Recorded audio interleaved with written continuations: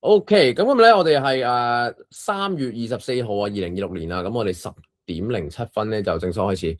我哋今日咧就會教我哋嘅危疾保單啊，OK，危疾保單究竟點樣賣法？嗱，但係咧我哋講危疾保單咧，今日第4課啦，咁我哋講之前咧，我哋 remind 下先 ，OK，remind 下上一課有冇人記得我哋上一堂係講啲咩㗎？OK，我哋上一堂咧其實就係講到儲蓄計劃 ，OK，嗱 remind 下大家，OK，儲蓄計劃咧我哋好常見嘅 ，OK，我哋係同銀行 OK 同埋股票中間咧衍生出嚟嘅一個理財工具。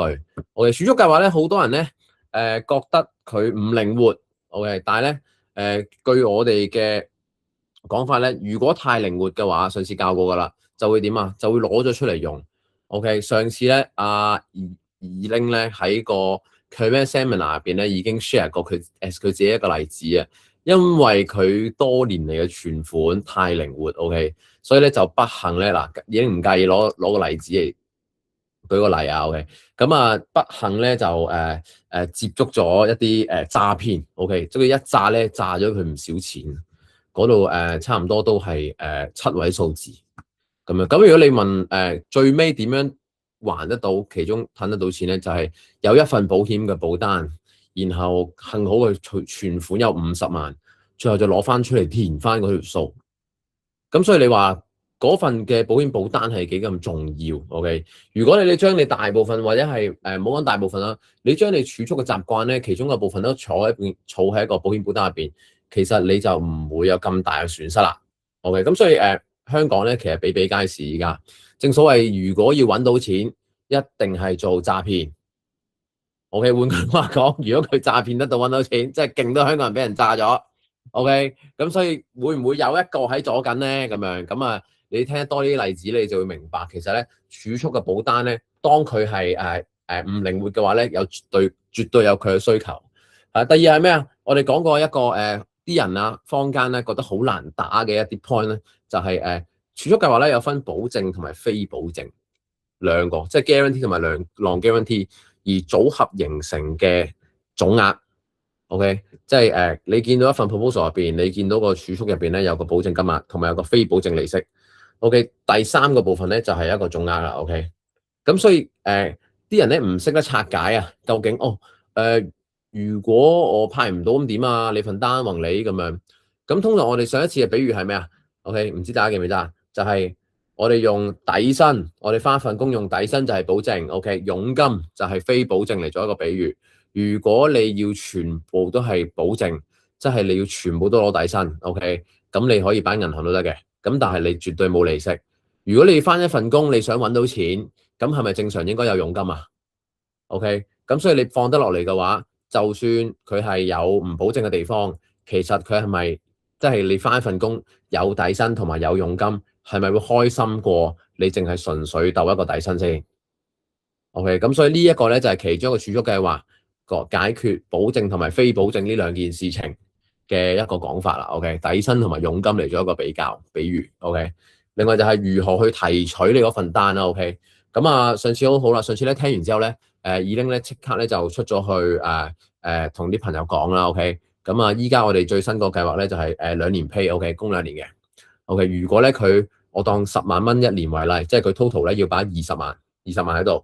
OK， 20萬咧加埋咧，佢只要擺咗20萬 ，OK， 佢就有佢年供保費，即係10萬蚊嘅10厘。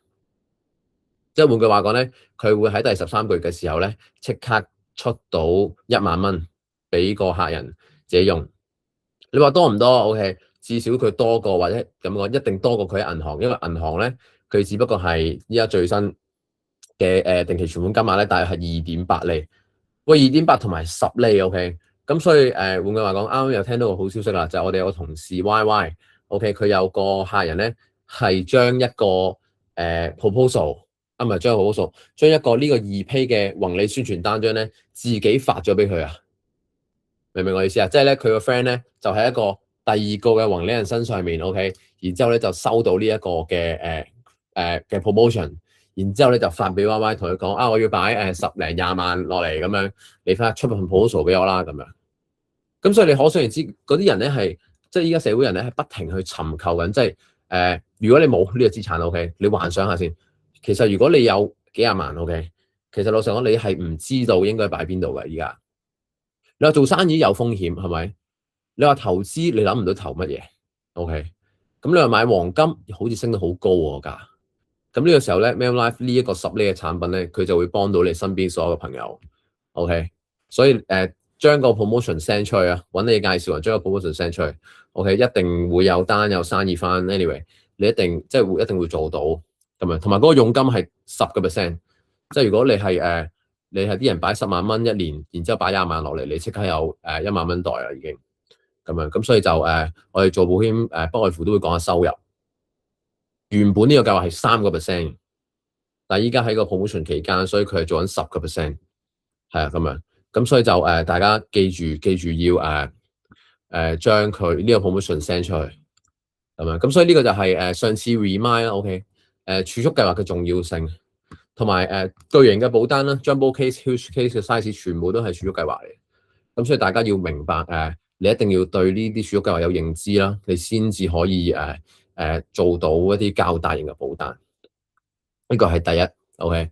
咁嗱 remind 完啦幾分鐘，咁我哋呢家咧入下正題，係啊。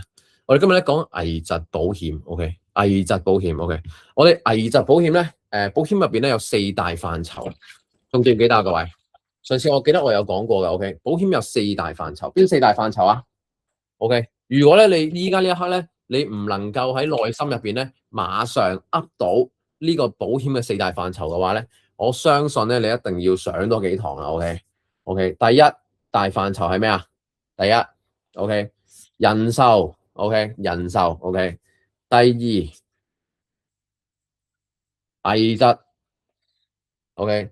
第3係咩啊？各位，第3住院即係醫療啦 ，OK。第四係意外 ，OK。第四係意外 ，OK。咁所以喺所有嘅保險嘅計劃入邊啊，OK，佢全部咧都係離不開咧呢個人壽、危疾、住院同埋意外 ，OK。所有巧立名目嘅嘢 ，OK， 無論係轉現金 ，OK， 你買嘅喺友邦買嘅保險 ，OK， 你喺永明買嘅保單 ，OK， 佢全部都係離不開呢4個部分嘅 ，OK。咁但係呢4個部分係點樣分類嘅咧？呢4個部分係點樣分類嘅咧？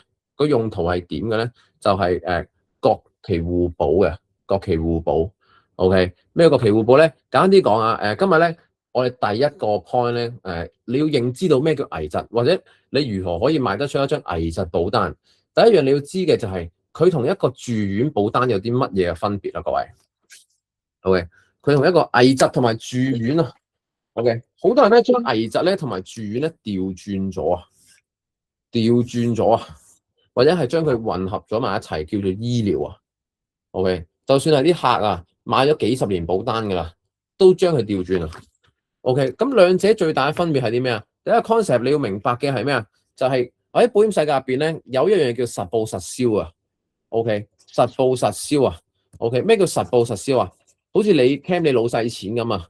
OK， 實報實銷嘅意思即係當你攞嗰張單翻嚟 ，OK， 幾多錢 ？OK， 咁佢就會 claim 翻幾多錢俾你。1蚊雞咧，正常都唔會多 ，OK， 即係譬如你假設你住醫院 ，OK， 住醫院 ，OK， 你攞咗一張10萬蚊嘅單翻嚟，10萬蚊 ，OK， 佢會唔會 claim 12萬俾你啊？係唔會噶，OK， 就算你買嗰份住院保險，嗰個額咧係12萬，佢都淨係 claim 10萬蚊俾你嘅啫。所以住院保險最大嘅功能就係實報實銷 ，OK， 實報實銷。喂，咁調翻轉啦，危疾係咩啊？危疾實報實銷嘅相反係咩啊？OK， 實報實銷嘅相反 ，OK， 係一不過就係一不過 ，OK， 即係咧原來咧喺兩者嘅中間咧最大嘅分別咧就係原來住院計劃咧係實報實銷，危疾計劃係一不過一不過。咁嗱，我哋第一堂咧已經講住院㗎啦，唔知大家記唔記得？我哋已經有講到 ，OK， 普通病房 ，OK， 1100蚊1晚 ，OK， 咁然後咧你900蚊咁樣，咁你入醫院嘅時候咧，你長期病患咧，你就可以透過住院啦，又或者做手術啦 ，OK， 你可以透過住院咧，你可以 claim 得到錢 ，OK，claim 得到錢 ，OK， 咁但係咧，又調翻轉問啊，唔知你哋身邊有冇人經歷緊呢啲問題 ？OK， 如果一個人咧患癌症嘅話，患癌症 ，OK， 生 cancer，OK， 生 cancer 嘅話，佢係咪需要不停每一日或者以年月嚟計，究竟佢住院入醫院咧？嗱，再問多次啊，或者你幻想，如果一個人咧患咗癌症，OK，佢係咪需要咧每一日咧不停咁樣去住醫院咧？OK，咁答案咧就係唔需要，係咪？因為我譬如舉個例子，例如當你覺得唔舒服嘅時候，OK，你可以作出抽針治療啦，OK，當你照MRI 電腦掃描嘅時候，你發覺你有個瘤啦，OK，但係講緊咧可能都只不過係住一晚、兩晚、三晚、半晚或者一個禮拜等等，OK，咁所以咧住院嘅費用咧其實係有限錢嚟嘅，明唔明我意思啊？各位，住院嘅費用其實係有限錢嚟嘅，最多你咪 claim 幾廿萬好未？OK，但係咧。危疾嘅意思係咩咧？危疾咧就係、是、當你唔使住院嘅時候，OK，用到最貴嘅生活費，OK，用到最貴嘅藥嘅時候，OK，可能咧最常見係咩啊？醫生同你講 TVB 劇情都有㗎，大家唔使幻想啊。醫生同你講香港咧就冇乜呢隻藥㗎啦，不過咧可能佢喺美國嘅話咧，可能仲有一線生機，咁啊去美國買呢隻藥啦咁樣。不過可能咧一年咧佢要一個月咧佢要大約5萬蚊去醫啊。5萬蚊去買呢隻藥，因為喺美國運過嚟嘅。咁我話俾你聽，好常見，OK？又或者佢食某一隻標靶藥要3萬蚊一個月咁樣，醫得翻嘅，不過要食呢隻藥食3年咁樣。咁呢個時候咧，你唔係太過需要不停喺醫院生活嘅，你係翻屋企休養，OK？然後有唔舒服先至去醫院。但係正正咧，能夠最醫到你嘅咧，就係嗰啲嘅藥費。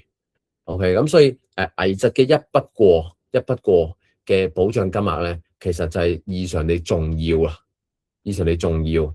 OK，that's why 咧你要明白啊。OK，危疾同埋住院咧，其實佢兩個都係好幫手嚟嘅。OK，佢兩個都係一個好幫手，互補不足。OK，一筆過。例如我舉個例子，例如咧啲人咧會買100萬危疾咁樣，買100萬。OK，買100萬危疾，如果講緊係一個22歲嘅青年。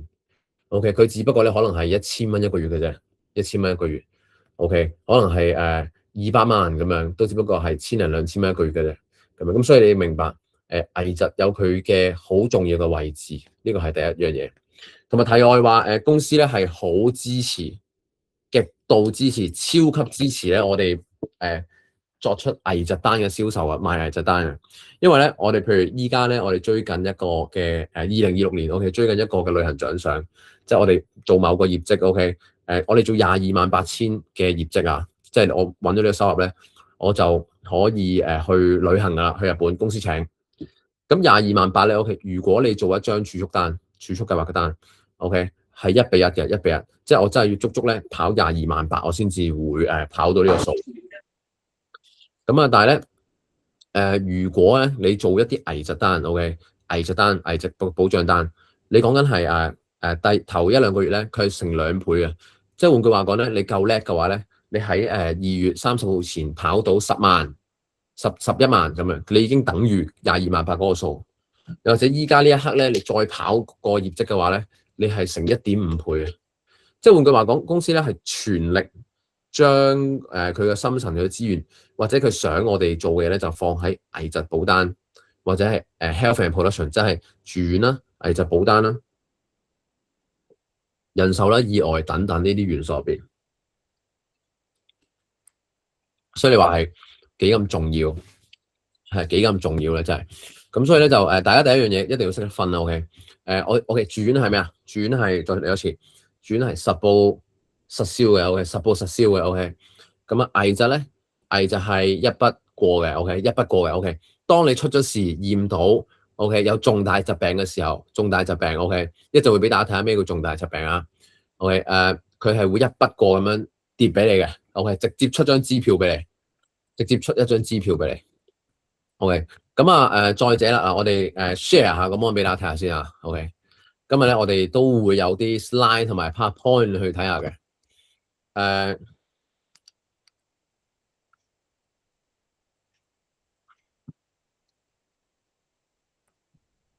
OK，聲音畫面咧有冇問題？各位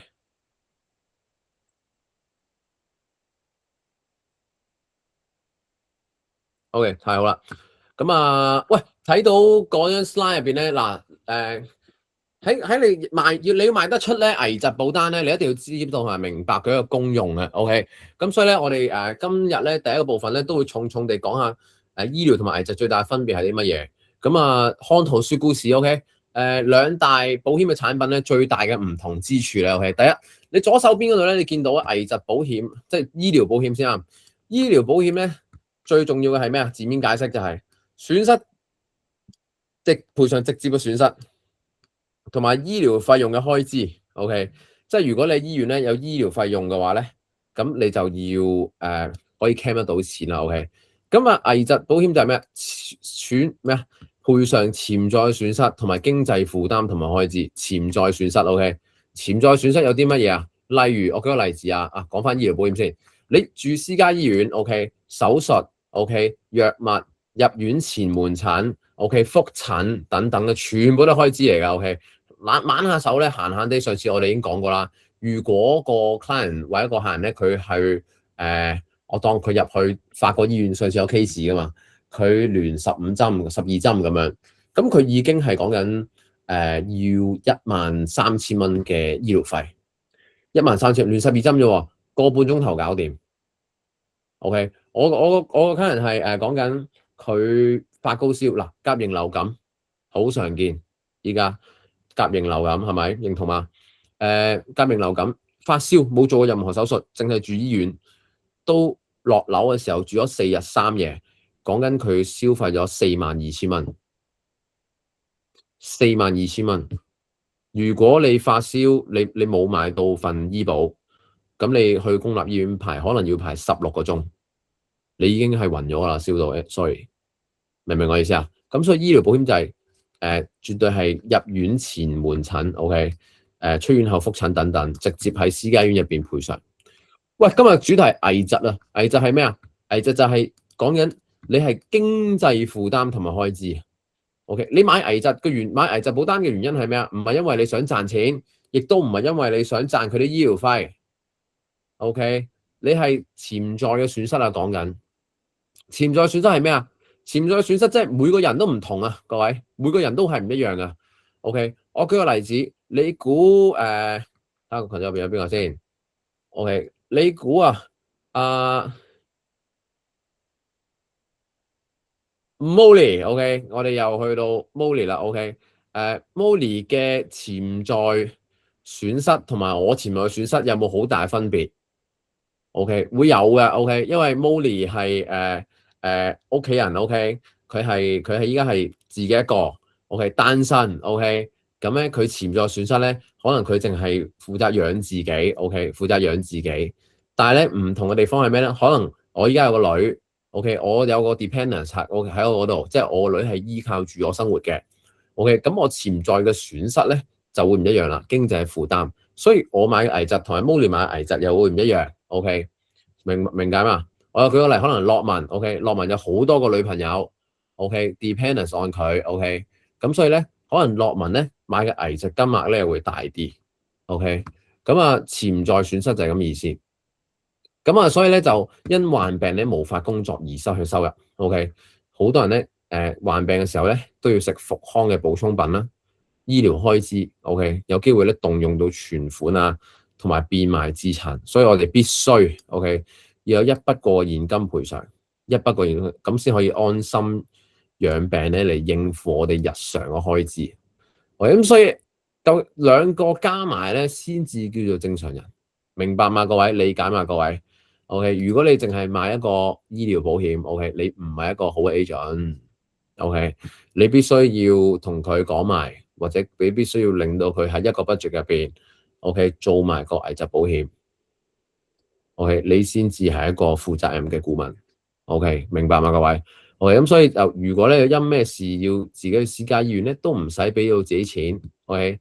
第二咧就係危疾保險咧，就係如果不幸患疾病嘅時候咧，唔使擔心養病期間 ，OK， 自己成為家庭嘅負累 ，OK， 保障咧你辛苦揾翻嚟嘅錢咧，係唔會因為突如其來嘅風險咧而失去嘅，咁樣，咁所以 that's why 呢個就係危疾保險嘅分別啦，咁樣，咁啊，所以就其實咧佢係記住啊，記住 ，OK， 重複講噶啦已經，危疾保險係咩啊？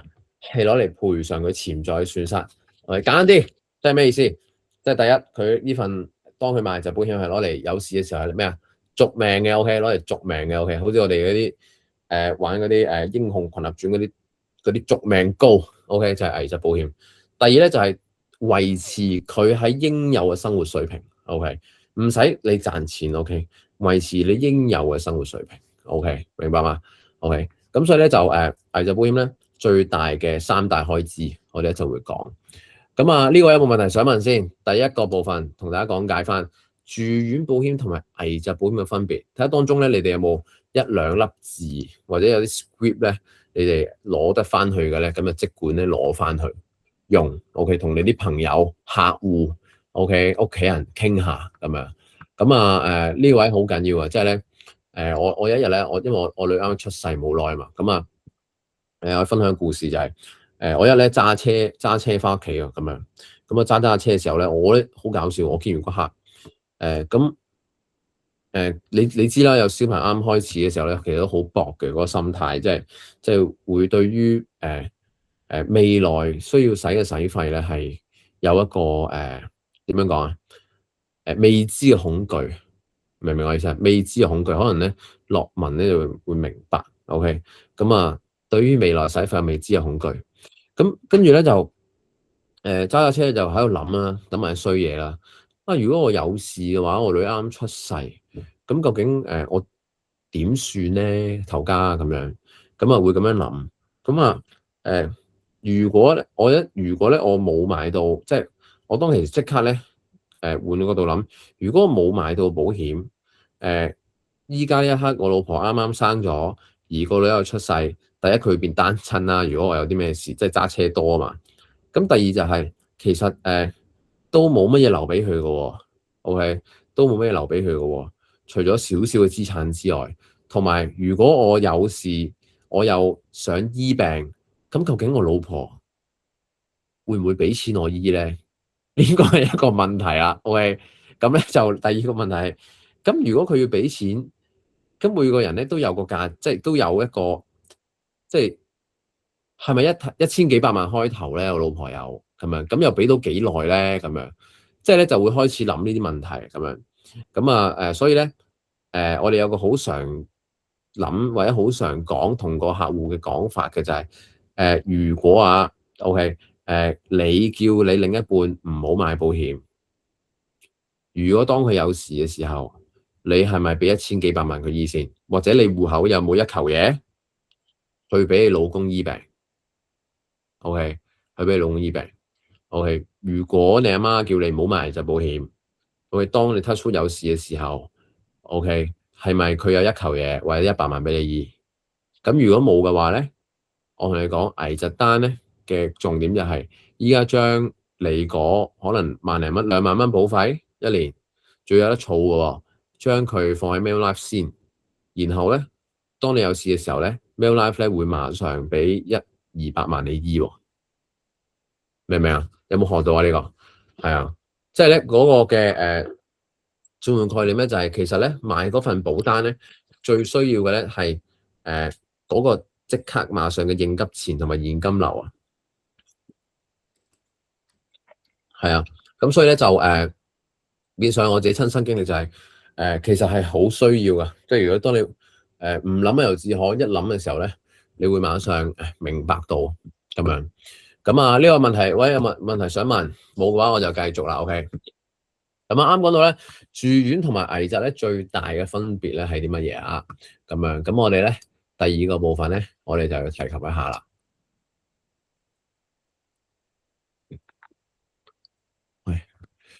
住院嘅部分咧，危疾部分我哋提及一下。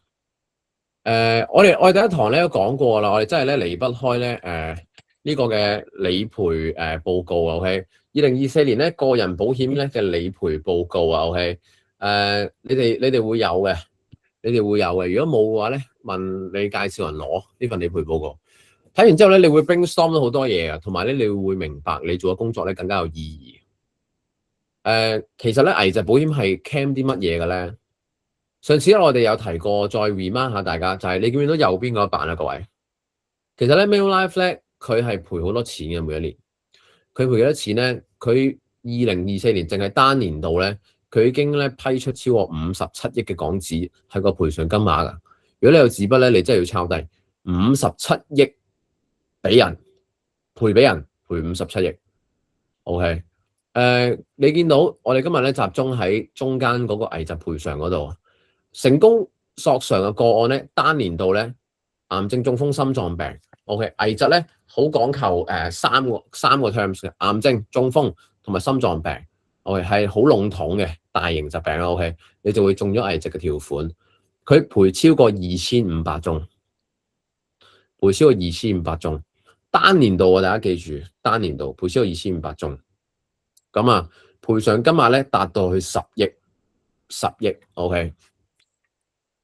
咁你會見到咧，你見到癌症、中風、心臟病 ，OK， 危疾最大嘅殺手去到左邊嘅第二版，41% 咧最多係患癌症，最多係患癌症 ，OK， 佢嘅賠償嗰個嘅個案咧，呢個係身故賠償啊 ，OK， 最多係患癌症。有張圖咧，大家一定要睇一睇嘅，俾大家睇下。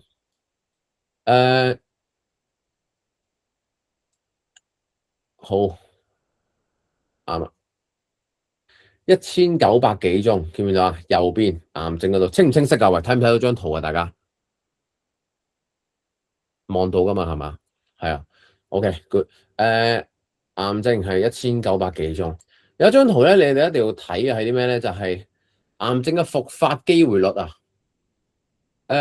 我唔知你哋咧嗰個對於重大疾病嘅概念咧喺邊個層面啊 ？OK，我可以話俾大家聽，喺現今嘅世代咧，重大疾病咧係有得醫嘅，有得醫。有時我哋面對咁多 case 嘅時候咧，我哋同咁多醫生傾偈咧，我哋發現咗咧，其實依家咧癌症咧唔再懼怕嗰啲人，因為一嚟咧係依家叫做危疾新常態，大家記住呢個 terms， 危疾新常態。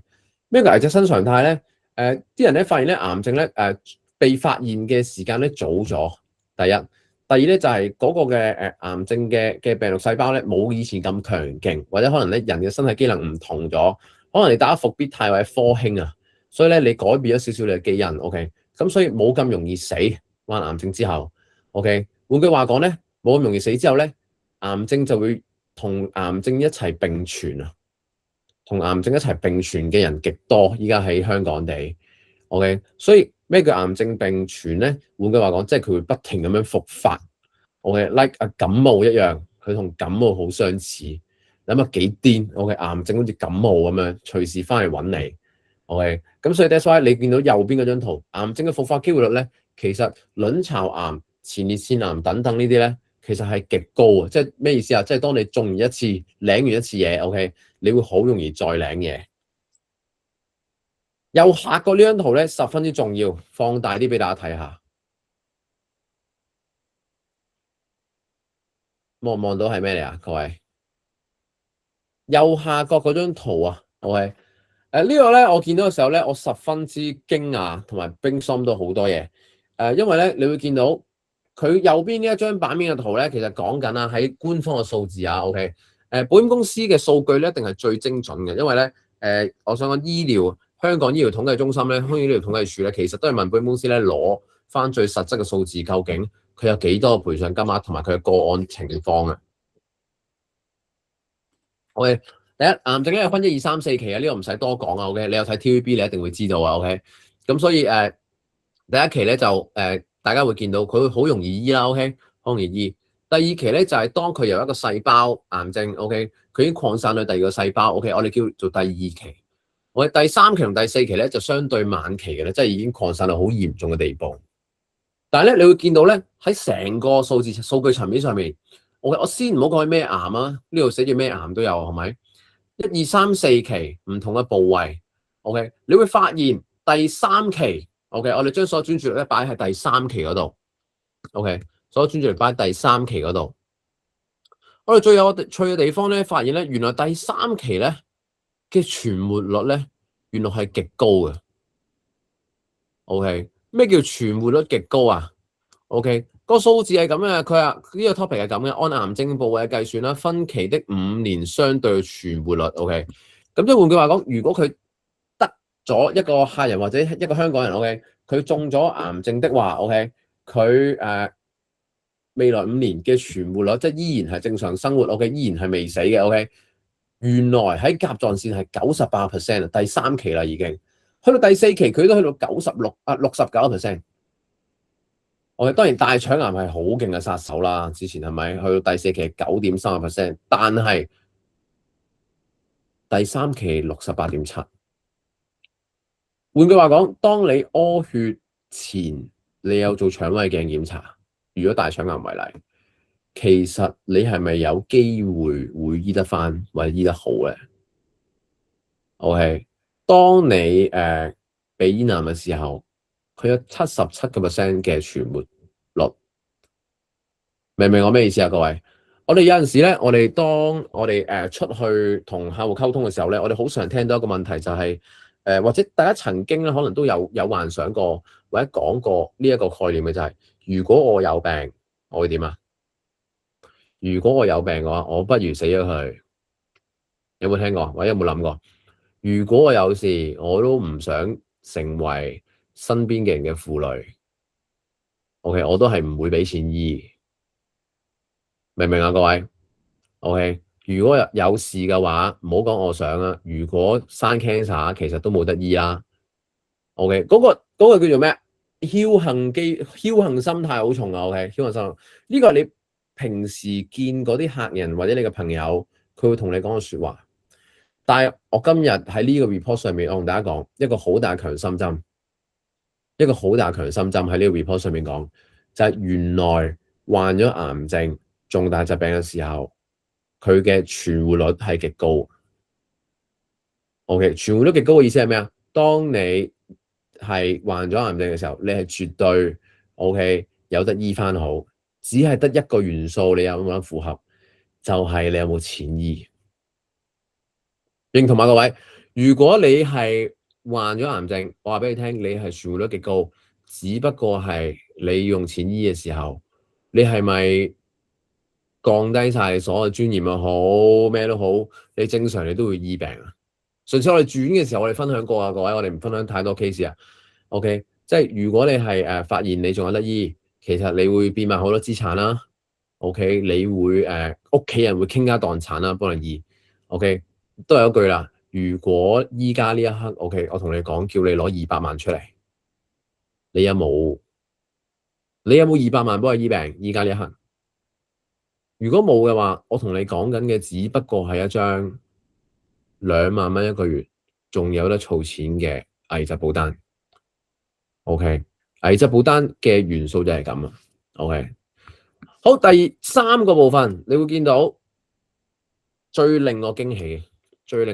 當我識得睇呢個賠償 report 嘅時候，我話俾你聽，買危疾嘅心態，你買得出危疾保單唔係因為你技巧勁，我同你講，你買得出一張嘅危疾保單，絕對唔係因為你嘅技巧好強，銷售嘅技巧好強勁。如果你賣得出一張嘅危疾保單 ，OK， 絕對係你因為你嘅心態夠強 ，OK， 你絕對明白人性嘅需求。或者你絕對明白呢份保單其實背後潛在意義係啲乜嘢 ？OK， 咁所以咧呢個部分好重要。原來喺患癌症嘅年齡組別層面，好多人一直都以為年紀大先至會中。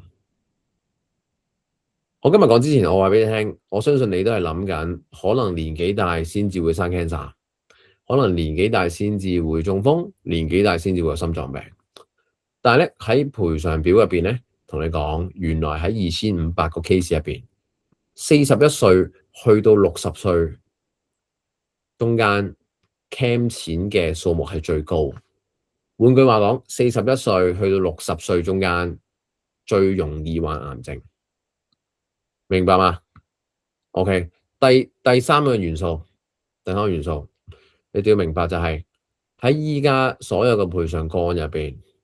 0至到去25萬，0至到25萬，見唔見到嘅賠償金額係最多嘅，見唔見到呢個數據話俾我哋聽一個咩意思啊？好直白嘅，就係原來咧，我哋香港人賣嘅好多人嘅香港嘅保單，其實佢都係喺25萬樓下，俾得你50萬，俾得你50萬好未？25萬至50萬樓下，換句話講，啱啱你聽唔聽到啊？如果佢要賠償潛在嘅損失，你覺得50萬夠唔夠用啊？各位唔知啊，我哋一齊嚟計下。但係我話俾你聽，基本上都要100至200萬以上，所以話俾你聽，有絕對嘅空間去俾你對佢作出銷售。係咪？喺呢個就係個小版圖啦，香港人嘅小版圖。OK，呢個就係香港人依家危疾保單嘅縮影啦。所以賣危疾保單，你千祈唔好相信你嗰啲客戶同你講，我買齊，我買足 ，OK，我買幾多萬咁樣 ，OK，因為呢個先至係最真實嘅答案。其實佢只不過係買咗25萬至到50萬不等嘅賠償金額。OK，所以你夠膽你就問佢攞份保單出嚟睇下，做個簡單嘅 policy review， 冇銷售成分，純粹分析同埋講解俾佢聽。OK， 咁你一定會揾到一啲空隙話俾佢聽，其實佢需要啲乜嘢。OK， 咁所以 that's why 呢個嘅理賠報告好重要啊，對於你買危疾嘅心態。OK， 第一，你買危疾咧，你第一個元素 OK， 你必須要相信呢樣嘢先。OK， 你必須要理解。OK， 點解我明白我哋必須要理解咧？因為咧我喺我入行12年，OK， 入行12年，我入行頭2年咧，我係賣基金單。我因為後生啊嘛 ，OK， 投資單好重要，因為我相信投資嘅力量 ，OK， 而且咧投資本金少 ，OK， 利潤高 ，OK， 有槓桿 ，OK， 隨住時間一路長落去啦，一路做落去，我去到後尾咧就賣咗儲蓄單，即係 saving。我哋點解？因為saving 容易銷售 ，OK， 嗰啲人咧投資個 cycle 咧已經係過咗。所以咧，佢賣 saving 好容易啊，賣得出。但係我賣唔出危疾嘅，以前賣 sell 唔到，真係點 sell 唔到。OK， 銷售技巧我算 OK 啦啩。OK， 賣咗咁多單，但係你個 sell 張危疾嘅話，我覺得講出嚟嘅時候咧，如果個客咧反級嘅時候咧，即係佢我根本唔需要咁樣。你如果咧冇一個好強嘅 belief 喺入邊咧，其實你係唔明白你賣出一張危疾保單底層意義係啲乜嘢？直至到去當然啦，過去啲人都係同我銷售技巧咯 ，OK， 即係啲人好中意其實你有陣時入嚟學嘅都係我點樣可以一招殺咗佢，或者一招可以 kill 佢，然之後 call 成張單 ，OK， 我話俾你聽嗰啲係呃人嘅 ，OK， 絕對咧就係冇一招收佢皮嘅，其實 OK， 你絕對係你要經過你一個好強嘅心態咬住你觀察同埋聆聽到佢有一個位係中到佢。可能佢屋企人擔心佢，或者佢有小朋友，或者佢可能係自己一個，但係佢阿爸阿媽如果有事嘅話咧，會俾錢去醫咁樣。咁你係要經過高度嘅聆聽 ，OK， 同埋你好強嘅 belief 喺呢啲計劃上面，你先至可以作出到銷售啊。OK， 但係你話一啲話術啊嗰啲人只不過係濃縮精華半個鐘頭教你咁樣，咁你發現咧你出到去咧，原來講翻同一樣嘅嘢，但係你又發現原來你係根本簽唔到張單嘅，同你講。OK， 咁所以你記住，你呢一個嘅賠償表咧，你今日睇到呢3件事情咧，你係要牢牢銘記於心。OK， 第一就係、是、第3期、1、2、3期，其實個全部都係極高。OK， 只係你有冇錢醫啫。第二，41歲去到60歲，其實咧佢個個案比例係最高嘅，即係換句話講，41歲同埋60歲咧。嗰啲大病咧就會嚟揾你嘅啦 ，OK， 你唔使等到60歲以上嘅 ，OK， 咁所以咧你賣一份即係當你 claim 一份危疾單啦 ，OK， 你一 claim 完之後咧，其實你又唔使再俾保費，明唔明我意思啊？所以換句話講，呢份危疾咧其實唔使供20幾年嘅，即係你30歲買咧，你可能你供12年咧，你就唔使再供啦 ，OK， 咁當然啦，我同你咁講嘅，OK， 上堂咁樣講啫，但係你唔會咁同客講啦 ，OK， 但係你要明白啦 ，OK。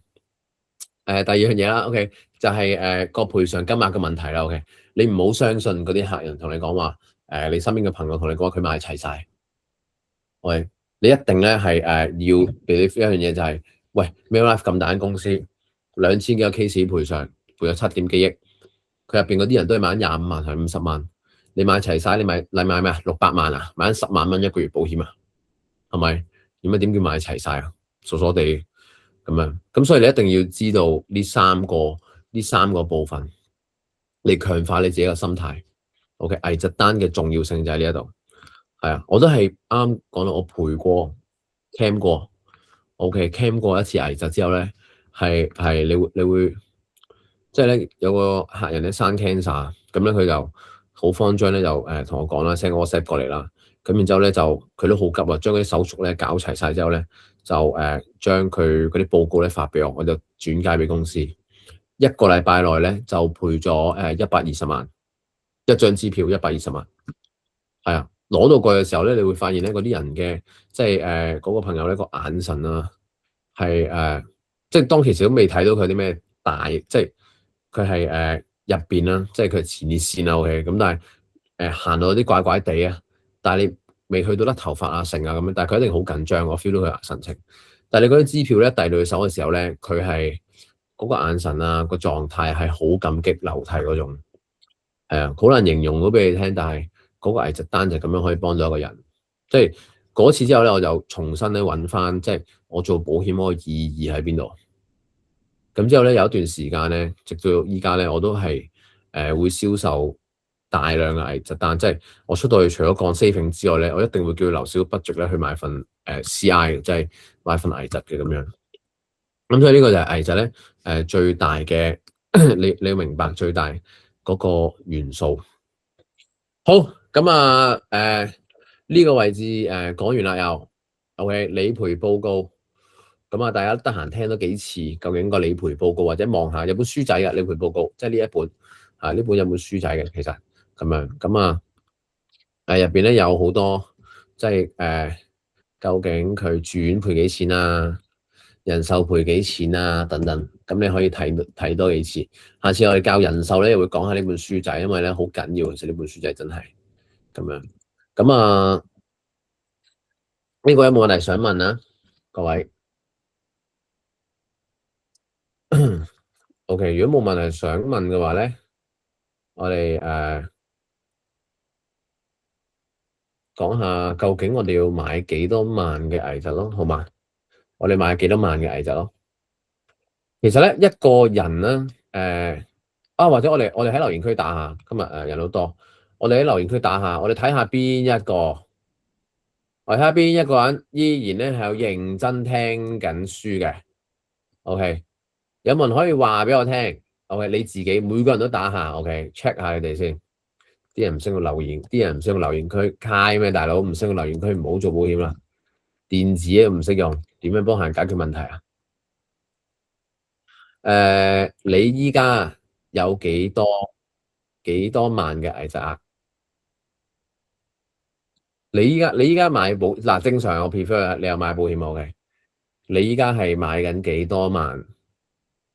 即係你擁有幾多嘅危疾額啊？OK，擁有幾多嘅危疾額？你喺留言區嗰度打出嚟俾我睇下，幾多萬？即係50萬 OK，可能係30萬 OK， 100萬咁樣。咁啊 OK， 有40萬，有一個係。屌！我真係揾唔到喺邊度打字喎。你重新再做。係啊，100萬，哇，係咁多100萬噶。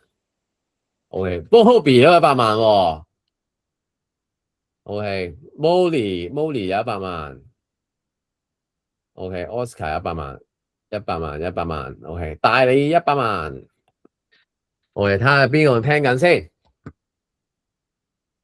咩啊 ？Bobby 話齋你嘢80落埋80萬。OK，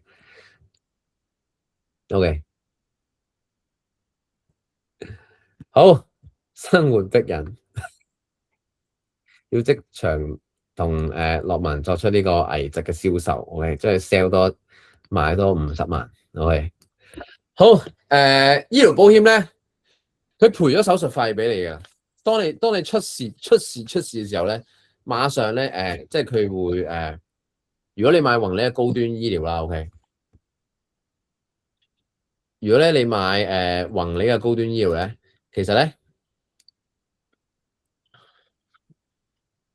如果你買宏利嘅高端醫療咧，其實咧你好多時候咧都係入院免找數啊等等，即係甚或者咧你可能1蚊雞你都唔使攞啊，直接咧入醫院做checking 嘅時候咧，你已經係可以 claim 得到錢啊。咩意思咧？我上次咧同我老婆咧去請個菲律賓人。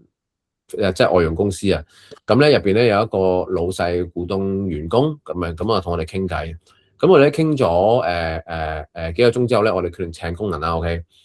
然後咧，我哋喺填完份糧單之後咧，佢話啊，原來你係 Manulife 嘅咁樣，跟住佢話啊，我都好中意 Manulife 噶咁樣。咁我話點解啊咁樣？咁話誒你睇唔出咩哈咁樣？我話睇唔出啲咩？唔係你領咗大嘢係嘛咁樣？跟住佢話原來佢已經係癌症治療中，癌症治療中。OK，咁癌症治療中嘅意思咧，即係佢係10月，我哋覺得當其時咧係2月嚟嘅，佢係10月嘅時候咧，佢已經係確診咗乳癌。OK，咁啊唔記得幾多期啦。OK，但係咧應該都係第2至3期。佢話佢好中意宏利嘅，點解咧？因為當其時咧，佢喺宏利咧買咗一份高端醫療，早幾年。佢當佢一確診咗生即係中咗乳癌之後咧。即刻咧有一個嘅癌症醫療團隊咧喺1個禮拜內咧馬上打俾佢，然之後咧佢話佢喺養和入邊醫啦，睇咗3個唔同嘅醫生啦，有3個意見之後咧，就整套嘅治療流程咧就幫佢醫病啦，咁樣乳癌2期7cm 嘅腫瘤 ，OK 7cm 嘅腫瘤咁樣，咁啊足足咧喺 Manulife 入邊咧，短短半年時間未夠咧，佢已經 claim 咗260萬，260萬啊 claim 咗 ，OK，咁啊，而且咧危疾咧都 claim 咗85萬，OK，咁所以 that's why 要買齊，即係危疾同住院咧係不可分割嘅。第一，第二咧就係、其實咧佢有不停返工，係咪收入如果有事嘅時候咧，即係2期就好啲啦。OK，如果嚴重啲咧，你不能夠生活。OK，咁所以咧，我哋危疾額咧，究竟買幾多咧？咁樣 OK，我哋通常咧，一般咧，我哋有三個元素啊。大家如果有紙筆咧，可以抄低。OK，究竟我哋一個一般人嘅危疾額啊，究竟我哋要為咗啲乜嘢而做啊？為咗啲乜嘢而買？你可以幻想下，當有病有事嘅時候咧。我第一樣嘢做唔到嘅係乜嘢啊？各位，我第一樣嘢做唔到嘅係咩啊？係工作啊。OK，嗱，保險就另計啊。OK，保險另計。但係如果你係一個打工仔，OK，一個打工仔，我哋用邊個嚟做例子咧？我哋用 Molly 嚟做例子啊，好唔好啊？又好嘛？好啊。喂，Molly，你有冇睇緊啊？我哋能唔能夠咧話咗俾我聽咧？你依家咧每一個月嘅，依家有冇瞄到㗎？sorry，瞄咗。我喺度啊。聽到㗎係嘛？聲音畫面有冇問題㗎？喂，俾啲掌聲嚟睇下先。OK。依家你大約收入係幾多度啊？大約得㗎啦。大約1萬蚊。點講啊？1萬蚊。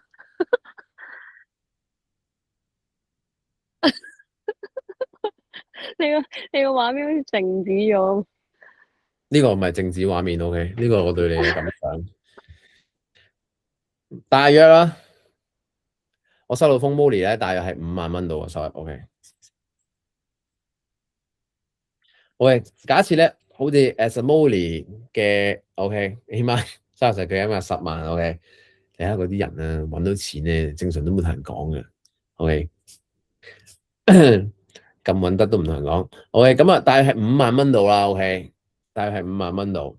咁啊，喂，5萬蚊喎。第一dependence 佢嘅工作 OK。如果咧真係 touch wood 啊 OK，失去咗工作嘅話咧，就係5萬蚊。OK，嗱，唔係我講噶 OK，係鄭中基同埋林敏聰講噶 OK。有冇睇過嗰個廣告啊？之前有間保險公司咧揾咗佢哋2個拍噶嘛 OK。其實咧佢講出喺 TVB 或者電視咧講出個好重要嘅道理啊，就係當你有事嘅時候咧，你會有1年嘅治療期，2年嘅康復期見唔見到啊？各位係啊，有紙筆記住抄低啊。OK，一年嘅治療期，2年嘅康復期。OK，咁即係基本上咧，當你開始咗治療同埋你開始咗要康復期之後咧，開始治療之後咧，你基本上咧，你會3年咧，你都係唔會翻到工嘅。OK，唔會翻到工。我以Molly 為例啊。OK，五萬蚊一個收入。OK， 5萬蚊一個人收入，12個月，即係咧，其實咧佢係揾60萬一年嘅，差唔多啦。OK，咁咧60萬一年乘3年，換句話講咧，第一，如果當 Touchwood 失去咗工作嘅話，而佢又需要維持住個生活水平，OK，而唔跌 work 嘅話，我假設你係租樓住，OK，你俾緊2萬蚊家用，OK，俾緊1萬蚊家用，OK，可能你供緊樓咁樣，咁喂，你唔會銀行因為你生 cancer 而你層樓唔使供嘅 baby 係咪咁講啊？我你都必須要繼續供落去啊，所以你簡單啲就係你嘅工作 OK 幾多錢 OK， 你將佢乘翻12個月，即係1年收入乘翻3年 OK， 所以咧係180萬 OK。好，第二個啦 OK， 你覺得啊，你嘅康復期同埋你嘅治療期係咪得你自己一個？正常唔係啊，係咪？正常唔係啊 OK， 正常唔係。你會係點啊？你會有屋企人陪你噶嘛？你會有屋企人陪你。換句話講，即係咧，你會有你嘅家人同你一齊失去工作。OK， 因為咧佢要照顧你，或者可能我媽本身係以前我細個嘅時候咧，我媽係做陪月嘅。OK， 我媽係做陪月嘅。咁我媽咧好捱得嘅曾經。OK， 咩叫捱得咧？喺度照顧我哋長大嘅時候咧，佢其實咧係有機會咧會翻full day 陪月嘅，因為咧 full day 嘅陪月咧，如果你有請過嘅話咧，佢可以揾到4萬幾蚊至5萬蚊一個月嘅收入㗎，每個月。OK， 即係你有請陪月，你就明啦。咁調翻轉講啦，如果 Touchwood 我當其時有事嘅時候，咁我屋企人就會陪我啦。OK， 咁佢唔會完全唔工作嘅。OK， 但係必須要照顧我啦。可能佢會由5萬蚊一個月嘅收入咧，變成咗2萬幾蚊，淨係翻 daytime 嘅陪月。我舉一個例子啫嚇，例如可能你老公 OK Touchwood。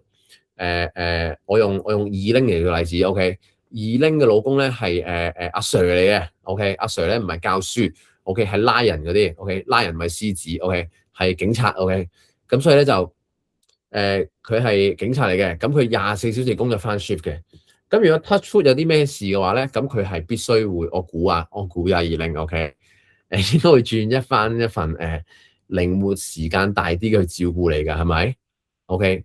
咁所以 that's why 佢都會收入下降啊。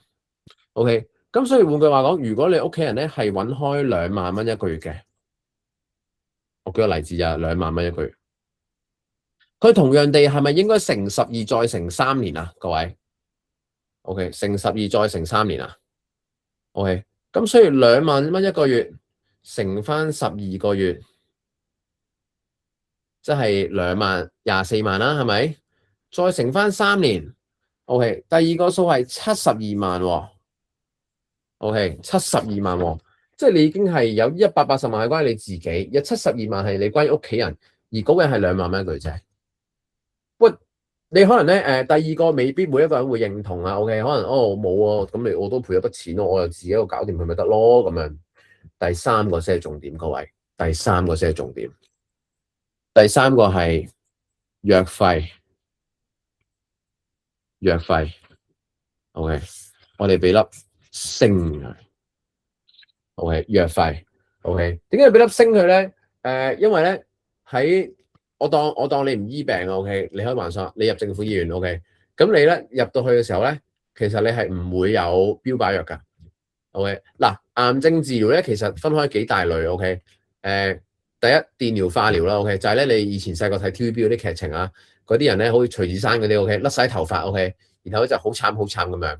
咁啊，如果咧近排咧，我同我老婆咧喺屋企咧睇呢個工作細胞，你哋有冇睇啊？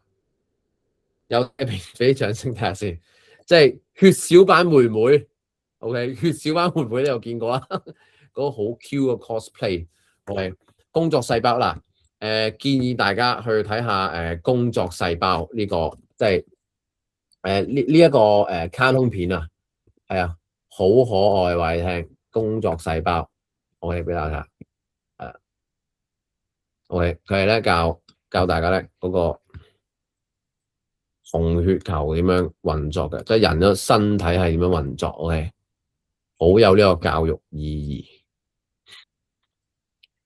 係啊，嗱，有冇睇過？血小板 BB 佢入邊有個，即係咧其實咧佢係教育嗰啲人咧係即係要照顧好自己身體啊，即係我覺得啊 ，OK， 血小板好可愛啊，血小板我俾你睇下，嗱呢個就係血小板啦，係咪好得意咧？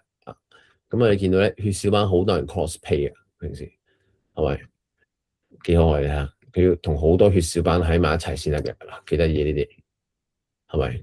咁所以咧工作細胞咧好有教育意義，大家多啲睇。咁啊去咗邊度咧？拉完咗添。好嘅，係啊，藥講翻藥費。係電療化療。OK， 你平時咧睇 TVB 嗰啲咧冇晒頭髮嘅咧就電療化療。其實老實講，依家咧係冇乜人會做噶啦。OK， 因為咧極度辛苦，無論咧你係我咁可能要睇工作細胞。工作細胞 Black 係咩㗎？係咪嗰啲墨魚遊戲、魷魚遊戲、墨魚遊戲嗰啲 friend 啊 ？AV 版啊？又拉完咗。第一電療化療 ，OK， 第一電療化療。咁啊，無論你好細胞或者壞細胞咧，你全部都要打死晒 ，OK。等你再重新翻，OK。電療化療。第二咧就係做標靶藥 ，OK。做標靶藥，做標靶藥咧就係咧，當你咧食嗰啲藥丸啊，即係好似 Panadol 咁啊 ，OK。你食完嗰啲標靶藥之後咧，你就會咧按住你嗰啲嘅身體嗰啲癌症咧，佢就會專門揾出嚟，然之後就打死佢，即係你唔會太大影響到你本身好嘅細胞咁樣。咁啊，然後再貴啲咧就係質子治療 ，OK。質子治療就太過複雜 ，OK， 唔喺度講解 ，OK。咁啊，早2日咧就見到有個人同我講解呢個癌症醫治最新方法就係咩啊？咩量子治療，好似係量子治療 ，OK。咁啊，其實都係轉嚟轉去一啲 terms 嘅啫。咁啊，嗰期興咩就叫咩名咁樣。都唔係好明質治療嘅質治療。原子筆尖嘅原子筆啊，大家有冇睇？你哋知唔知點解原子筆叫原子筆啊 ？OK， 有冇呢個求知欲啊？即係題外話講開，原子筆叫原子筆原因咧，係因為咧呢支筆咧當其時啲人咧係用鉛筆或者係嗰啲木筆噶嘛。咁因為咧原子筆出世嗰段時間咧，美國咧就發明咗原子彈啊，明唔明啊？所以咧就後尾。你上網 search 係真嘅原子彈，所以嗰期咧呢個世界咧就好興咩都叫做原子，所以後尾咧原子筆咧就係咁樣嚟噶啦。OK， 咁所以咧其實嗰啲名咧都係求其作，咁然之後流傳後世咧嗰啲人就跟住用咁樣，咁所以你而家都唔知原子筆點解原子筆咁樣。咁總言之咧，你記住有樣嘢咧叫做電療化療，有樣嘢咧叫標靶藥。OK， 咁電療化療咧就極度平嘅，因為你全部細胞都死晒。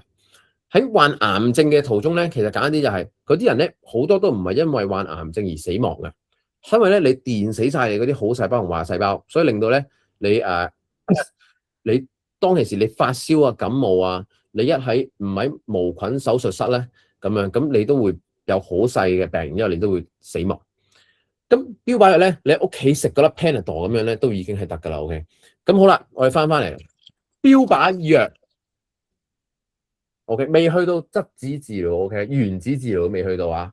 標靶藥 ，OK， 呢啲好嘅標靶藥咧，喺私家醫院或者住院保險啊 ，OK， 係唔包嘅 ，OK， 因為咧你係一啲 add-on 嘅需求嚟噶，而你係要令到你身體舒服。醫療世界入邊咧，電療化療咧係包嘅 ，OK， 因為電療化療係唔值錢嘅 ，OK。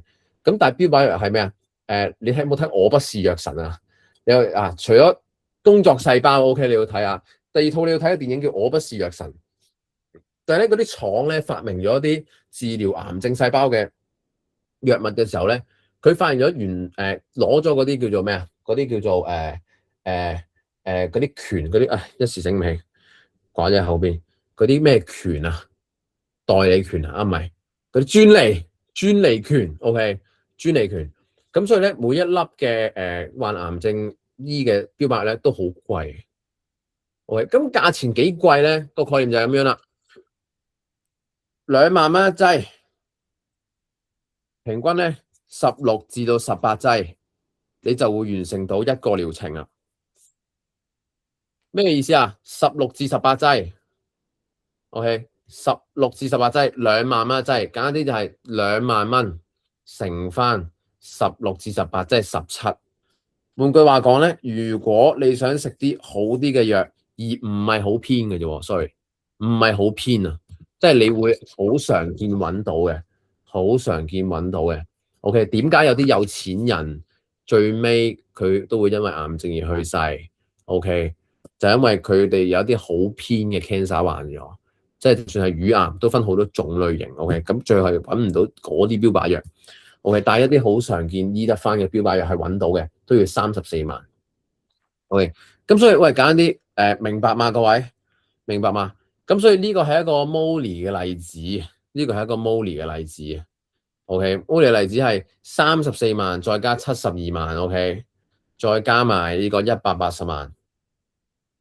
OK， 恭喜你 Molly，原來咧你嘅保險嘅危疾額嘅需求啊，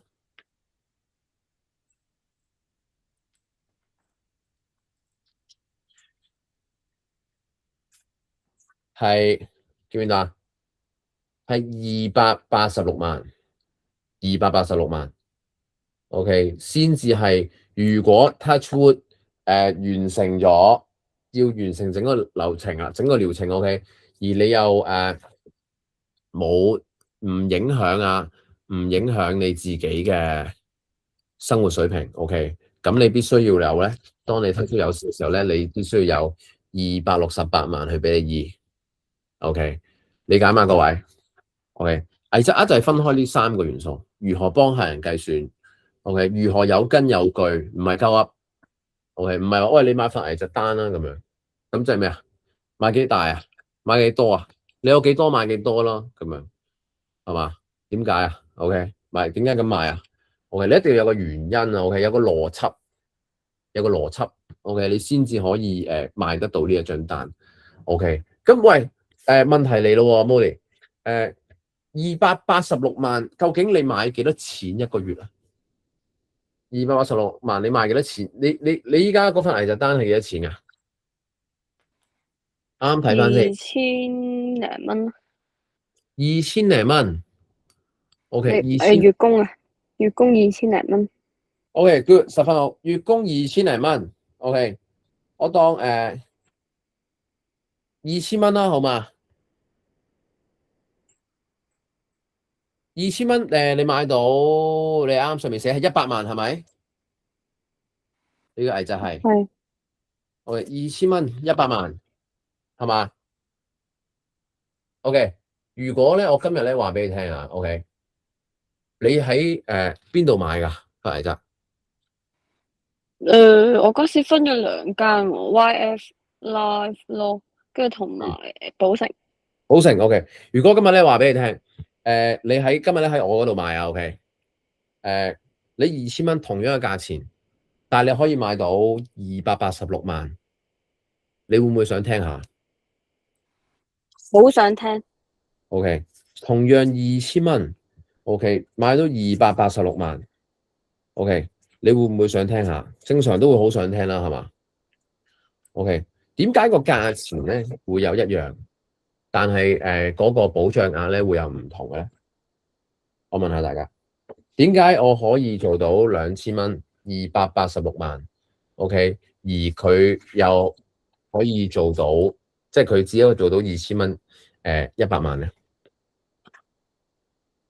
有冇諗過點解？點解我會做得到？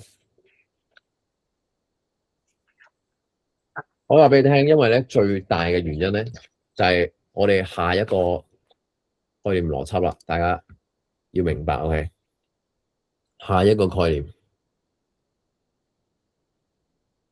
OK 就係咧，其實咧危疾保單或者一筆過嘅保單 OK， 或者咁講有現金價值嘅保單 OK， 危疾唔好咁講，危疾保單同埋人壽保單都係聽住啊 OK， 你都係有分有儲錢同埋冇儲錢嘅。有儲錢同埋冇儲錢，見唔見到啊？呢個有儲錢同埋冇儲錢，呢個係第一個元素啊。第二，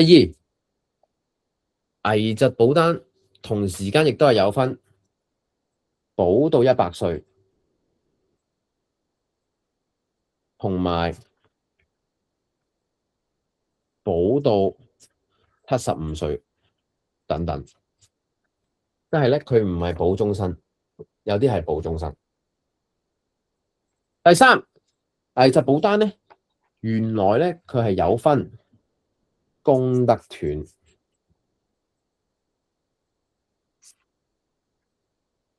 同埋供唔斷嘅，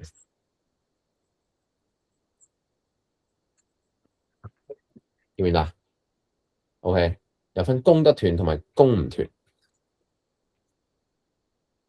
第四個點啊？有分多重保障，咩意思啊？即係你買完一份危疾保單 ，touch wood 中咗 ，OK， 賠錢。2年後、3年後你再中，佢會點啊？再賠。呢啲叫多重保障嘅保單。VS 同時間佢亦都有分呢個單一保障，即係 touch wood 買張單之後中咗，完咗賠咗啦，因為已經 OK。之後再中，咁都係咁咯，明唔明白各位？咁所以第一樣嘢，你哋要明白咧，危疾保單 OK 分開呢2種類型，呢4個部分大類 OK 有儲錢同埋冇儲錢，保到100歲同埋保到75歲，供得斷供唔斷，多重性同埋單一性。好，有冇人可以話俾我聽，邊一邊會貴啲啊？你哋覺得 A 會貴啲定係 B 會貴啲？A 會貴啲定係 B 咁樣會貴啲 A 打字。OK，A 會貴啲定係 B 會貴啲 ？OK， 睇下仲有幾多人留心緊，考考大家。好，冇錯啦，就係 A 係會貴啲嘅，各位。OK， 咁所以 that's why 點解Molly 佢買一個100萬嘅危疾保單，佢會係100萬危疾保單會係2000蚊，但係我做到268萬會係同樣都係2000蚊咧。因為如果係我幫個客人設計 ，OK， 真正幫個客人設計咧，喺符合到佢268萬呢個元素入邊咧，可能我就會將一個比例，將佢正確咁樣分配，按住佢個 budget。OK， 我哋嚟一齊試一試。OK，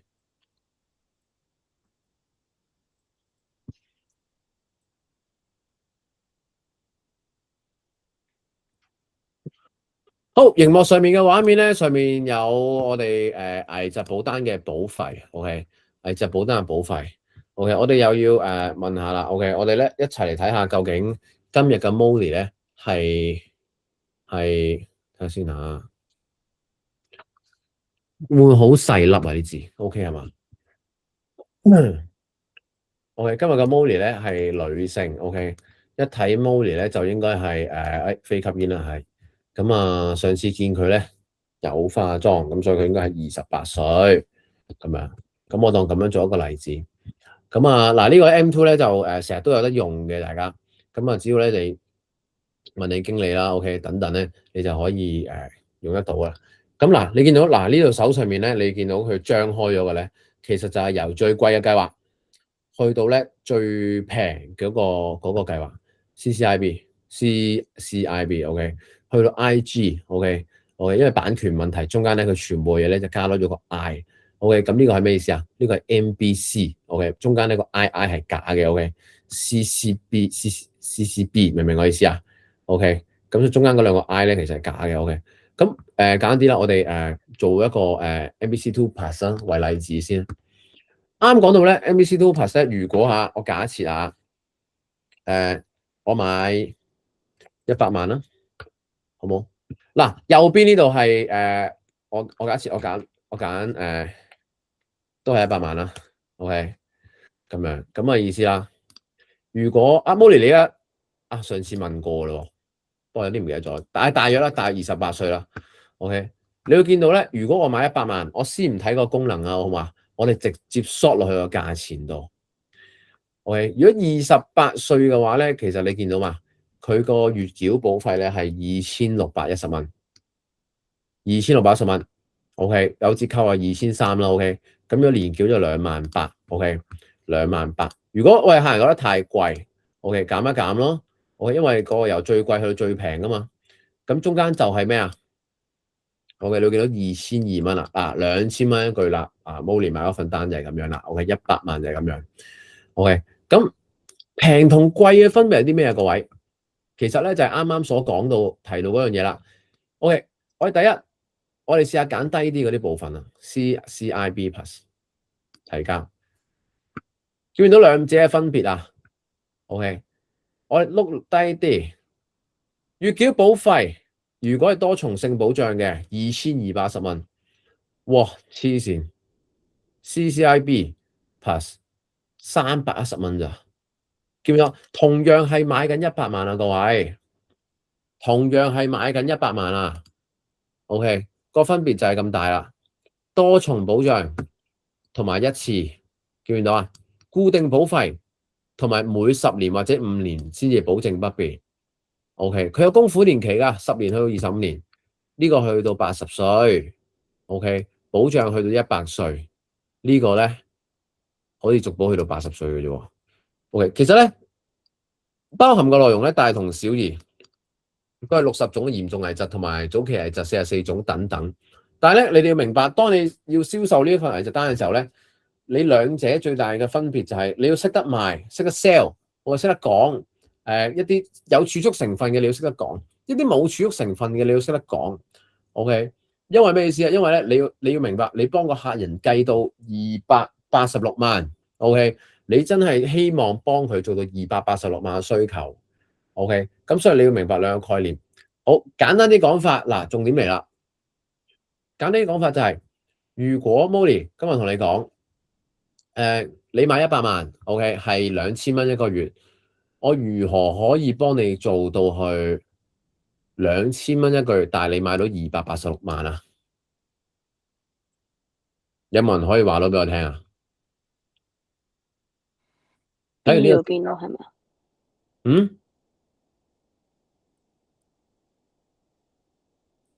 有冇人可以講到啱啱講完呢個概念之後，點樣可以做到2000蚊一個月，然後做得到286萬啊？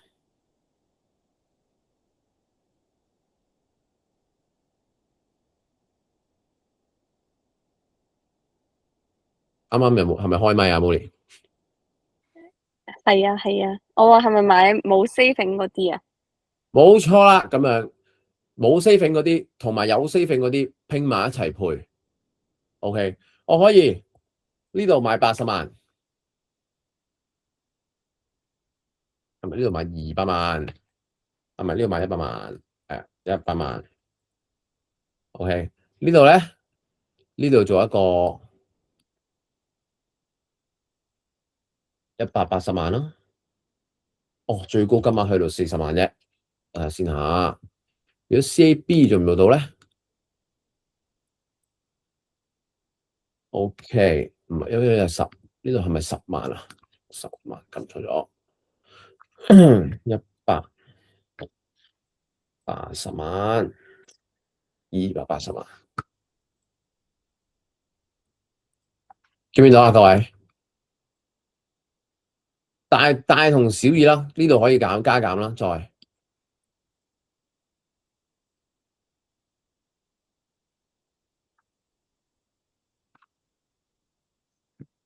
記唔記得啊？2124蚊一個月，但係你嗰份危疾就會係280萬。OK， 所以嗱，呢個係一個咩嘅概念咧？大家要明白。我第一堂已經教過，我哋係好似中藥醫師咁樣嘅，意思即係後邊咧個貨架入邊咧有20隻藥、30隻藥、100隻藥係百子櫃嚟嘅。我淨係打開呢一個嘅危疾 product 入邊咧，已經數埋已經超過10種危疾產品。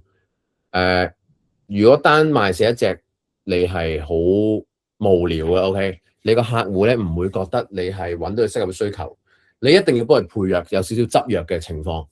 OK， 簡單啲講就係如果啱啱個做例子，我要幫個客人買到去280萬 ，OK， 其中一個原因就係點解我會銷售佢一個冇 saving 同埋，或者我銷售到佢一個冇 saving 同埋淨係保到係80歲嘅咧。換句話講就係，我又問下你啊 ，Molly， 其實你依家講啱啱同你計過，你記唔記得點解你要買286萬啊？因為你嘅工作係揾緊5萬蚊一個月，而有人 depends on 你先至要維持呢一個嘅收入水平啫嘛。OK， 有冇聽過黃金10年或者黃金20年呢個概念啊？其實咧，你依家最重要咧，就係呢20年。同你做緊一樣啊，就係20歲前其實你係依附住人噶嘛。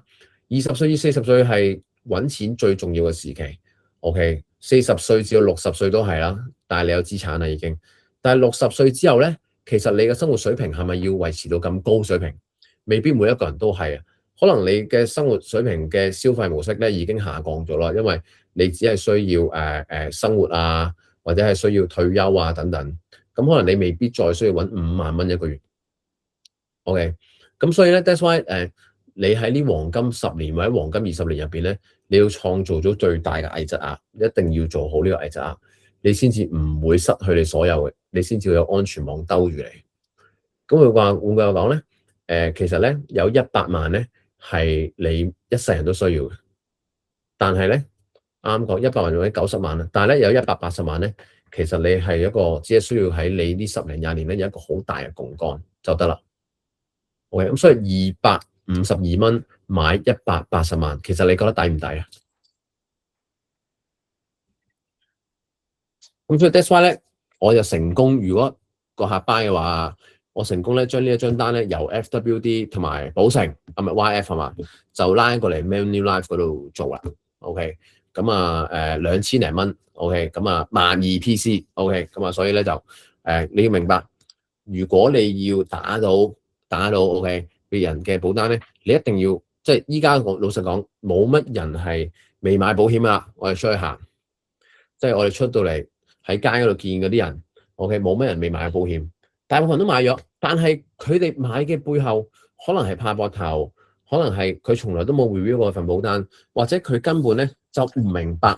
喂，今日我唔講啊，你都唔知道實質其實係咁樣計算噶，去買一份危疾單。所以你唔明白嘅情況下，其實人哋都唔明啊。OK， 咁所以當你一講、一表達、一溝通呢個概念嘅時候咧，其實人哋可能就通晒。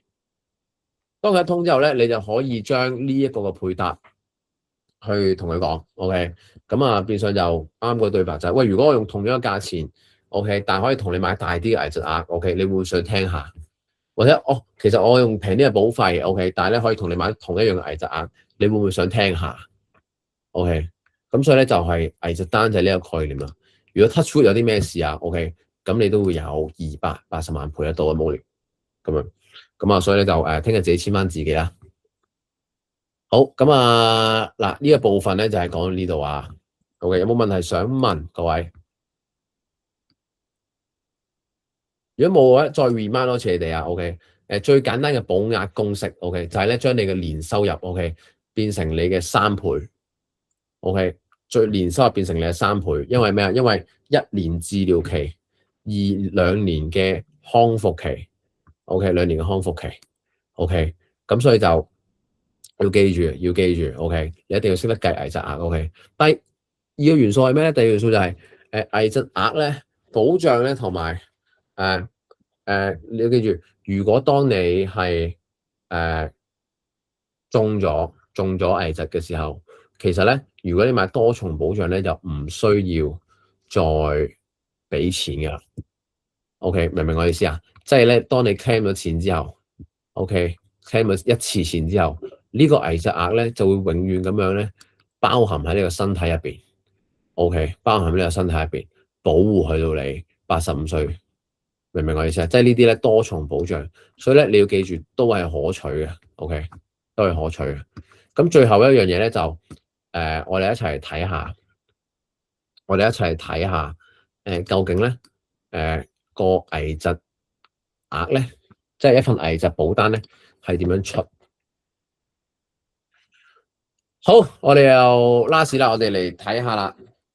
OK，咁我哋VIP 啦，唔好，我哋又用我哋今日我哋唔好成日 Molly 啦，我哋今日咧用呢個Bobby 做例子啦，好唔好 ？Bobby，OK，Bobby 啊，雖然唔知 Bobby 有冇聽緊啊，Bobby。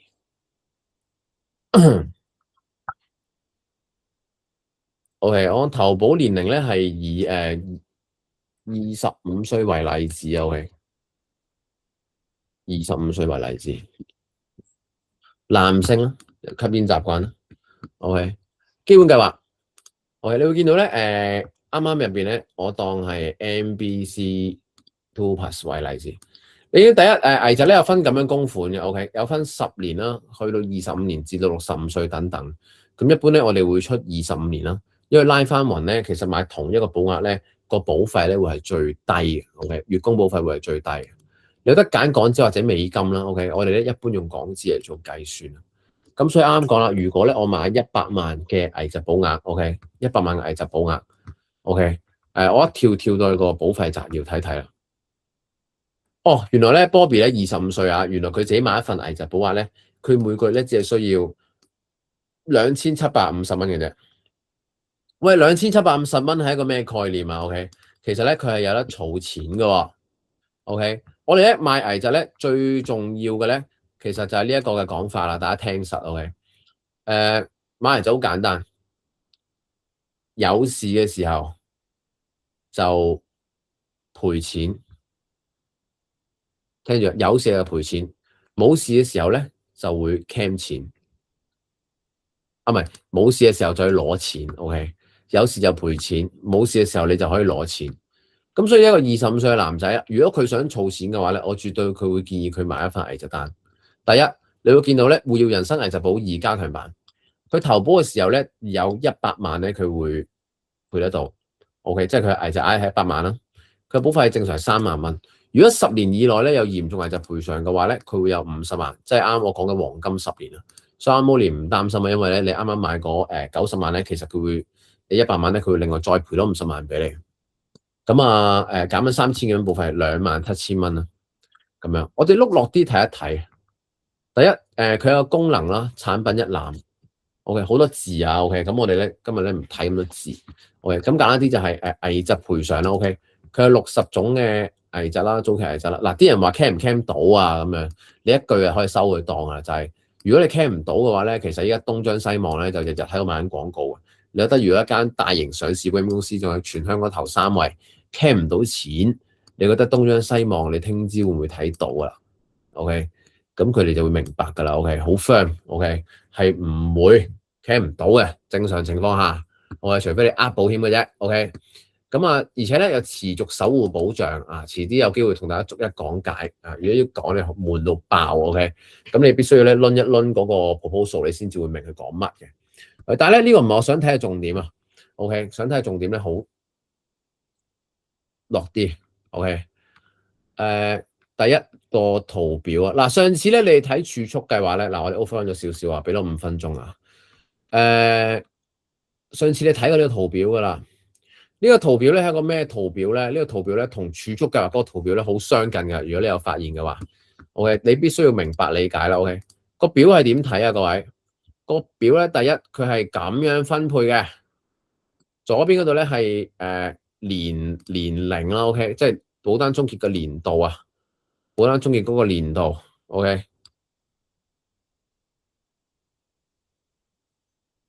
保單終結嗰個年度，所以咧。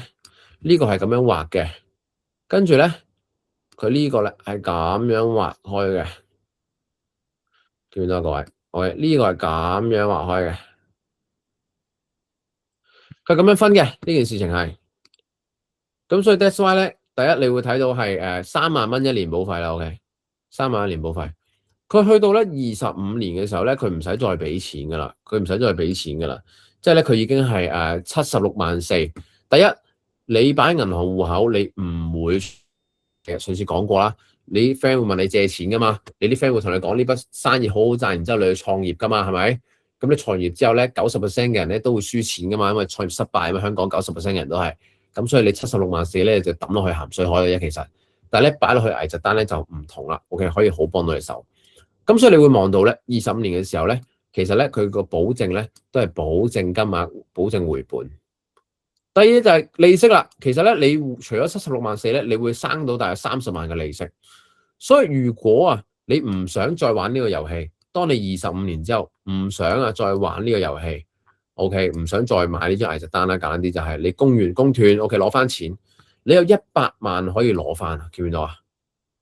你有100萬可以攞翻啊，兄弟，係嘛？你有100萬可以攞翻啊 ，OK， 所以 that's why 你要明白一樣嘢就係，喂，換句話講，我76萬啊 ，OK， 第一，如果我有事嘅時候，我哋睇翻上面呢個部分，如果有事嘅時候，我頭10年可以攞翻150萬。跟住咧，150萬一路 keep 住落 ，OK， 去到過咗個 bonus 期啦，我至少我本身都買緊100萬啦 ，OK， 然後咧我再落啦 ，OK， 如果我有事嘅時候咧 ，OK， 我點樣都有一筆錢係高過槓桿到我本身嘅保費，呢個第一個元素。第二個元素係咩啊？如果我冇事想攞翻錢嘅時候 ，OK， 想攞翻錢嘅時候。我65歲嗱，依家好興啊！我過嚟之前咧，我睇咗條片咧，關於大灣區養老啊，大灣區退休，OK， 大灣區退休，OK， 但65歲你去大灣區退休，你唔玩呢個遊戲，你攞翻210萬翻去大灣區退休，你話正唔正啊？都唔錯啊，係嘛？你至少你買到陳珠海樓之餘，中山樓之餘，你仲可以有一球嘢自己去玩啊！認同嘛，各位？咁所以我話俾你聽，危疾單最重要嘅重點當然係買每一張危疾單嘅背後嘅意義啊！但係危疾單其中一個最能夠令人心動嘅元素，就係最簡單直接就係，如果當你有事嘅時候，你就可以賠錢，即係 touch wood 有啲咩重大疾病 ，OK， 而且呢一啲嘅單咧係持續守護嘅。換句話講，當一中嘅時候，你唔需要再交保費，但係佢依然咧會喺你嘅生命入邊保護住你，因為你再中咧佢會再賠100%，即係我100萬賠 claim 完啦，我再中，我再賠100萬，我再中，我再賠到100萬，係咁樣玩法嘅。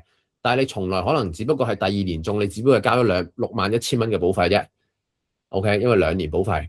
OK， 第二個元素就係，當我冇事嘅時候咧，我有得攞翻晒所有嘅錢出嚟，連本帶利啊，連本帶利。OK， 咁所以你投資啊，老實講，你都未必槍賺到100幾廿萬翻嚟啦。咁你買危疾單又何樂而不為啊？明白嗎，各位 ？OK。咁所以咧，你平時閒時唔用嗰啲錢 ，OK， 唔用嗰啲錢 ，OK， 咁係絕對建議咧，你買一份危疾單嘅，咁樣 get 到嘛，各位？咁所以我哋一個 proposal 咧，我一陣咧會 send 翻出嚟。咁如果咧你想了解更多嘅話咧，咁就記住問我啦，一係咧就問你經理啦，等等咁樣。咁啊喺呢個時候咧，就我哋去到尾聲啦。大家有冇問題想問先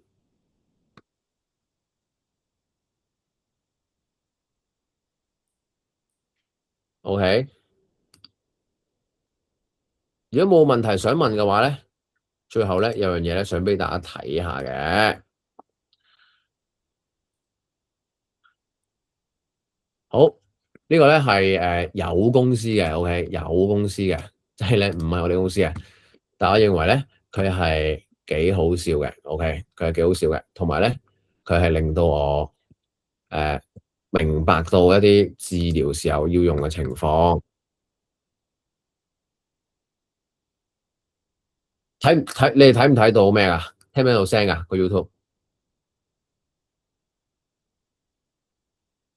聽到聲嘅俾啲反應嚟下，聽唔到嘅就幫我喺留言區打聽唔到啊。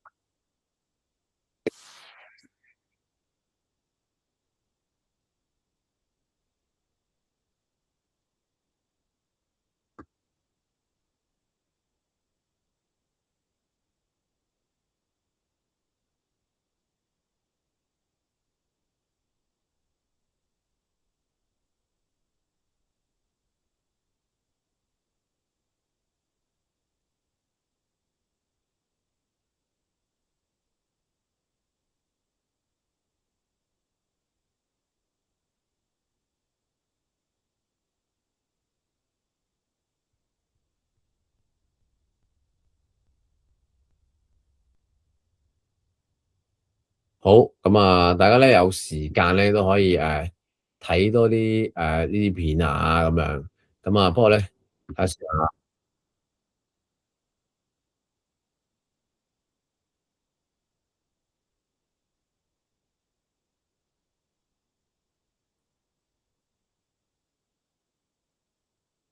好，咁啊，我揾到再 send 俾大家。其實我啱啱想俾大家睇下咧，佢入邊有一條片咧講關於嗰個治療期咧，同埋嗰個康復期咧，其實係1年同埋2年嘅，即係1+2OK。咁樣，咁所以就今日咧就係咁多啦，咁樣，咁啊，大家有問題咧就歡迎咧大家 PM 我問啦，咁樣，咁又或者咧就你想知道咩更加多嘅資訊咧，可以隨時咧就問你嘅經理嘅，咁樣，咁啊有問題想問各位，冇問題想問嘅話咧，今日我哋藝術概念咧就去到呢度啦，咁樣，咁啊，依家係11:39啊，咁啊，剛剛好咧就個半鐘頭咁樣，咁啊，今日就係咁多啦 ，thank you 晒大家出席，咁啊下個禮拜。OK，下個禮拜我哋會教咩啊？OK，下個禮拜咧，我哋會教呢個，等我睇下先。下個禮拜咧，我哋一眨眼咧，未去到。我哋下個禮拜